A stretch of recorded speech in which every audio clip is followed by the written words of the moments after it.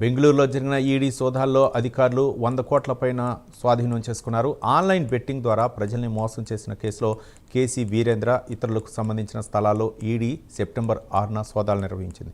ఈ సోదాల్లో 21.43 కేజీల బంగారం, 10.98 కేజీల బంగారు పూత పూసిన వెండి, సుమారు కేజీ బంగారు ఆభరణాలు స్వాధీనం చేసుకున్నారు. వీటి విలువ సుమారు 24 కోట్ల రూపాయలు ఉంటుందని అంచనా వేస్తున్నారు. తాజాగా స్వాధీనం చేసుకున్న వాటితో కలిపి ఈ కేసులో ఇప్పటి వరకు ఈడీ స్వాధీనం చేసుకున్న అక్రమ సంపద మొత్తం 100 కోట్లు దాటింది.